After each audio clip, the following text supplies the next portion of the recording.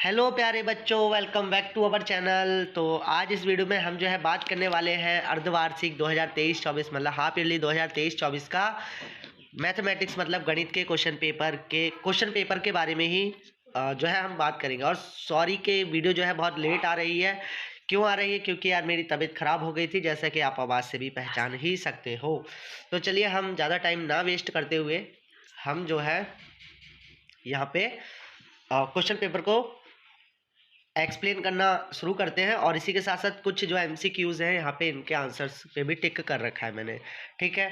और अगर आपको इसका आंसर की चाहिए तो फिर आप जो है कमेंट करना, हम आंसर की जरूर बनाएंगे और सारे क्वेश्चंस के आंसर्स आपको मिल जाएंगे। तो चलिए देखिए, फर्स्ट में है इनमें से परिमेय संख्या कौन सी, मतलब रैशनल नंबर कौन सा है।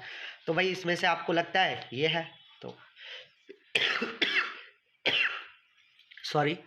एंड रैखिक बहुपद की घात क्या होती है? भाई रैखिक बहुपद क्या होते हैं? जो x प्लस वाई की टर्म में हो, तो उसकी जो बहुपद, रैखिक का मतलब होता है एक, द्वि का मतलब दो, तीन का मतलब तीन, मतलब द्विघात बहुपद है तो दो घात होगी, त्रिघात बहुपद है तो तीन घात होगी, और रैखिक बहुपद है तो एक घात होगी, ठीक है।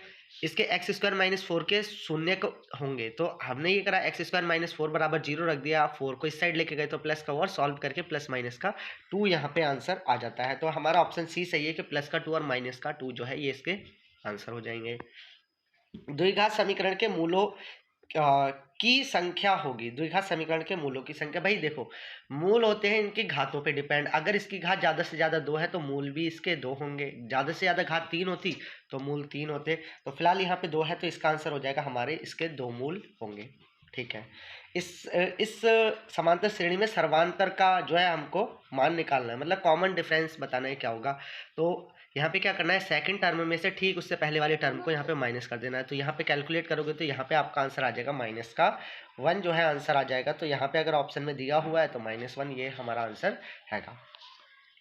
बिंदु इसकी एक्स से एक्स एक्सिस से दूरी क्या होगी? तो आप जो है यहाँ पे देख सकते हैं, पहले एक्स का मान आता है फिर वाई का मान आता है। अब एक्स से दूरी पूछी है तो एक्स वाले पे तो नहीं पता लगेगा क्योंकि ऊपर की साइड को जाना पड़ेगा। एक्स से कितनी दूरी है? तो दो की दूरी है। जो वाई की वैल्यू होगी वो एक्स से दूरी होगी और जो एक्स की वैल्यू होगी वो वाई से दूरी होगी, ठीक है ना। ठीक उल्टा है। जब भी कोई ऐसा क्वेश्चन आ जाए, ठीक है, 45 और स्क्वायर हो, या फिर ये जो एंगल्स हैं मतलब ये 45 जो दे रखा है, इन दोनों को ऐड करने के बाद 90 आ जाए, तो भाई कुछ नहीं करना आपको। अगर सॉल्यूशन नहीं करने आ रहा, इसकी वैल्यू जो होती है वो वन होगी, ठीक है ना। आंसर आपको चाहिए तो आप बता देना भाई, ठीक है। नेक्स्ट क्वेश्चन पे चलते हैं कि सॉरी ब्लर क्यों हो गई। हाँ, यदि किसी समांतर श्रेणी का nवां पद दिया है तो उसके पांच पद याद करने हैं। तो n की जगह पे पहले एक रखो, एक रखेंगे तो यहाँ पे आ जाएगा दो एकम दो और प्लस दो चार आ जाएगा। फिर n की जगह पे दो रखना है तो दो रखेंगे तो n की जगह पे दो दूनी चार और प्लस दो छः हो जाएगा। फिर चार, फिर छः, फिर आठ, 10, 12 ऐसे करके पांच पद निकालने हैं तो आप कर लेंगे। संख्या इसके अभाज्य गुणनखंड के रूप में व्यक्त करना बहुत ईजी सा सम है, आपको आता होगा, दो से डिवाइड कर देना और आंसर आ जाएगा। द्विघात बहुपद के शून्यकों का योगफल, योगफल क्या होता है भाई? यहाँ से ए बी सी के मान निकाल लेना। योगफल का फॉर्मूला क्या होता है? माइनस का बी अपॉन ए। तो माइनस का बी की वैल्यू तीन है और ए की वैल्यू एक है, तो माइनस का तीन जो है इसका योगफल हो जाएगा, ठीक है। और चलिए अब मैं जो है ऐसे ही एक्सप्लेन करता हूँ। दो बिंदु इनके बीच की दूरी बतानी है, बहुत चुटकियों में कर दोगे भाई।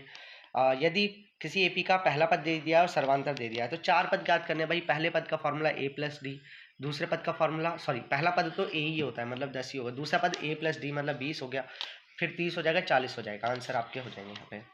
थेल्स प्रमेय का कथन क्या है? तो लिख देना है आपको, बहुत ईजी है, एक ही नंबर का। द्विघात समीकरण का विभक्तिकर, देखिए भाई विभक्तिकर मतलब डी जो होता है, ये मैंने यहाँ पे फॉर्मूला लिख रखा है, इसको बोलते हैं इंग्लिश में क्या बोलेंगे? डिस्क्रिमिनेंट, ठीक है ना। डी जो है हमको बताना है, D is equal to B square minus four C निकलता है, होता है, तो ए बी सी की वैल्यू यहाँ से पता लगा लो, आंसर आ जाएगा, ठीक है ना। अच्छा, टेन ए की वैल्यू 4/3 दी है तो साइन ए की वैल्यू बहुत चुटकियों में निकाल दोगे भाई, और नहीं निकाल पाओगे तो यहाँ पे कमेंट कर देना। ये पता लगाना है कि दशमलव प्रसार शांत है या शांत आवर्ती है। तो जब भी अपॉन में 2 और 5 आए तो शांत आवर्ती है, ठीक है। तो यहाँ पे हमें ऐसे ही पता चल रहा है। चलिए नेक्स्ट क्वेश्चन पे चलते हैं। अब जो है आपके पास ये 1 मार्क्स के थे, अब 2 मार्क्स के होंगे, ठीक है। यहाँ पे लिखे होंगे, मैंने सॉरी इस चीज़ को मैंने रीड नहीं करा, ठीक है। अच्छा, 2 मार्क्स के सामने दे भी रखे हैं। तो यह द्विघात समीकरण शून्य ज्ञात कीजिए और शून्य को तथा गुणांकों के संबंध की सत्यता की जांच, बहुत इजी सा सम है, ठीक है, कर लेंगे आप।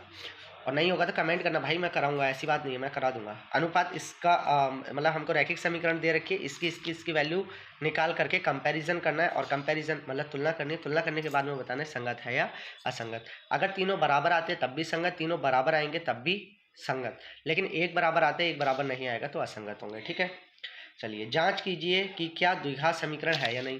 तो ये हमें कुछ टर्म्स दे रखे हैं, इनको हमें सॉल्व करना है, और फिर जो हमारा फाइनल आंसर आएगा तब हमको देखना है कि क्या ये द्विघात बहुपद है, सॉरी समीकरण, द्विघात समीकरण है या नहीं है, क्योंकि बराबर का साइन दिया हुआ है तो समीकरण आएगी। ठीक है ना। चलिए नेक्स्ट क्वेश्चन है हमारे पास, समांतर श्रेणी ये का कौन सा पद 78 है। तो भाई मान लेंगे एनवा पद 78 और कैलकुलेशन करोगे तो 16 नंबर आपका आ जाएगा, इसका 16वां पद आएगा। ये दे रखा है नीचे दी गई आकृति में, यदि पी क्यू समांतर है आर एस के, मतलब ये पी क्यू है, ये समांतर किसके, आर एस के, तो हमको बताना है कि ये त्रिभुज जो है इसके सर्वांग सम होगा, मतलब ये वाला त्रिभुज जो है इसके सर्वांग सम होगा, मतलब दिखने में एक ही जैसा है। ठीक है, चलिए कर देंगे। जांच कीजिए कि क्या बिंदु ये एक समद्विबाहु त्रिभुज के शीर्ष हैं। तो कैसे करके पता करेंगे भाई, पहले दो के बीच की दूरी निकालो, फिर किन्हीं दो के बीच की दूरी निकालो, अब लास्ट और पहले के बीच की दूरी निकाल दो। ठीक है ना, फिर उसके बाद में देखना दो दूरियां एक जैसी आएंगी और एक अलग आ जाएगी, तो हम कह देंगे कि ये है। भाई देखो 2 नंबर में दिया है तो इसका मतलब होगा। ठीक है ना, त्रिभुज ABC में जिसका कोण B है, यदि साइन ए बराबर हमको ये दे रखा है तो हमको sign A cos C plus cos A sign सी का मान निकालना। भाई चुटकियों में कर दोगे। ठीक है ना, काफ़ी अच्छा क्वेश्चन है। अब आ जाते हैं हम सेक्शन सी पे, जिसमें 4 नंबर के क्वेश्चन और चुटकियों में करने वाले क्वेश्चन है। बहुत इजी पेपर है, जिस टाइप से पेपर है, यदि हम अंश में एक जोड़ दें और हर से एक घटा दें तो भिन्न एक में बदल जाती है। ठीक है, यदि हर में एक जोड़ दें तो वह 1/2 हो जाती है, तो भिन्न क्या। भाई बहुत इजी सा सम है, आप कर लेंगे। दो क्रमागत धनात्मक पूर्णांक की ज्ञात कीजिए जिनके वर्गों का योग 365 है। ये भी बहुत इजी है। क्रमागत है तो भाई पहला x हो जाएगा, दूसरा x+1 हो जाएगा। ठीक है, धनात्मक पूर्णांक है, कुछ ऐसा नहीं कहा कि सम पूर्णांक है विषम है। ठीक है, दो क्रमागत धनात्मक है, बहुत इजी है। किसी एपी का प्रथम पद हमको दिया हुआ है, अंतिम पद मतलब an का मान भी दिया हुआ है, और योगफल भी दिया हुआ मतलब sn का मान दिया है, तो पदों की संख्या और सर्वांतर ज्ञात करना है। ठीक है ना, पदों की संख्या मान लेंगे n और सर्वांतर मान लेंगे d। तो बहुत इजी सा क्वेश्चन है, आप करने की कोशिश जरूर करना, और नहीं आएगा तो कमेंट में बता देना। ABCD एक समलंब है। ठीक है, समलंब मतलब पैरेलल, ट्रिपीजियम बोलते हैं, सॉरी, है, जिसमें AB पैरेलल है CD तथा इसके विकर्ण परस्पर बिंदु O पर प्रतिच्छेद। ठीक है, दर्शाना है कि ये बराबर ये होगा, तो आप कर लेंगे, नहीं आएगा तो कमेंट कर सकते हैं। चलिए, ये भाई मोस्ट इंपॉर्टेंट क्वेश्चन है, इस पर मैं टिक लगवाना चाहूँगा क्योंकि ये हर बार ही पूछा जाता है। ठीक है, अथवा में आ जाएगा या मतलब आते ही आता है। सिद्ध कीजिए कि ये बराबर ये है, बहुत ईजी सा है। ठीक है, कुछ स्टेप्स हैं जो आपको फॉलो करने पड़ेंगे और एकदम से आ जाएंगे। कुछ आइडेंटिटीज आपको आनी चाहिए तो कर दोगे आप। ठीक है, दो व्यक्तियों की आय का अनुपात इतना है। आय का मतलब समझते हो, मतलब पैसा, जो उनकी लागत मिलती है वो आय। ठीक है ना, मतलब काम करते हैं तो पैसा मिलता है ना, उसी को बोलते हैं आय। और उनके खर्चों का अनुपात, और जो वो खर्च करते हैं वो इस अनुपात में खर्च करते हैं। यदि प्रत्येक व्यक्ति प्रति महीने में 2000 रुपये बचा लेता है तो उनकी मासिक आय ज्ञात कीजिए। तो ये क्वेश्चन तो एक अलग ही टाइप का है, तो उम्मीद करते हैं कि शायद आपसे नहीं हो पाएगा, तो कमेंट कर देना, बट मैं इसका आंसर बता दूंगा। AD और PM त्रिभुज ABC और PQR की क्रमशः माध्यिकाएं हैं। ठीक है, जबकि ABC त्रिभुज जो है वो सर्वांग सम है PQR के, तो सिद्ध करना है कि ये बराबर ये होगा। बहुत ही अच्छा क्वेश्चन है, कर लेंगे आप। यदि किसी AP के प्रथम 7 पदों का योग 49 है, वेरी गुड, 7 पदों का योग 49 है, पहले 7 पदों को जोड़ के 49 आता है, और प्रथम 17 पदों को जोड़ करके इतना आता है। ठीक है, 7 का स्क्वायर। ठीक है, तो इसके n पदों का योगफल कितना आएगा, आप इसको सॉल्व करना। इसका जो योगफल आएगा वो n का स्क्वायर आ जाएगा। क्यों, मेरे को पता है ऐसे चला क्योंकि 7 का स्क्वायर करा, 7वां पद है तो 7 का स्क्वायर 49 हो गया, 17वां पद है तो 17वें पद का स्क्वायर 289 हो गया। तो जो n पदों का योगफल आएगा तो n का योग कर दोगे तो मतलब उसका स्क्वायर करके ही आएगा ना। ठीक है, तो सॉल्यूशन करना थोड़ा लेंथी जाएगा बट हो जाएगा। 5 मार्क्स का क्वेश्चन है।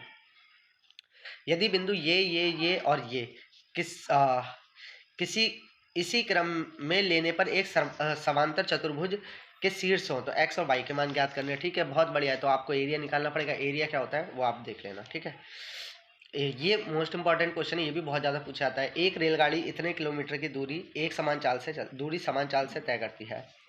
यदि इसकी चाल 8 किलोमीटर कम हो जाती है, ठीक है, स्पीड जो है वो कम हो गई, वह उसी दूरी को तय करने में 3 घंटे अधिक लेती है। तो जितना वो टाइम ले रही थी उससे 3 घंटे ज़्यादा ले रही है, तो रेलगाड़ी की चाल क्या होगी बताना है। सही है, अच्छा क्वेश्चन है और पूछा भी जाता है। सिद्ध कीजिए कि ये बट्टे ये बराबर ये बट्टे ये और बराबर टेन स्क्वायर थीटा होता है। ये बहुत ही इजी सा सम है, चाहे इसको सॉल्व करके टेन थीटा ले आओ मतलब टेन स्क्वायर ए ले आओ, या इसको सॉल्व करके टेन स्क्वायर ए ले आओ, ठीक है। मतलब दोनों के इक्वल भी ये ला सकते हो, या फिर पहले इसको सॉल्व करके ये ले आओ फिर इसको सॉल्व करके ये ले आओ, तो आंसर आपका टेन स्क्वायर ए ही आएगा। बहुत ही इजी सा, ये वाला बहुत ईजी है ना।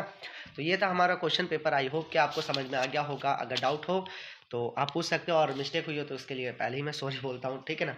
और अगर आपको इसके सॉल्यूशन चाहिए तो प्लीज़ कमेंट कर दीजिए। और तो मिलते हैं किसी नेक्स्ट वीडियो में, तब तक के लिए thank you and thanks for watching this video. Thank you.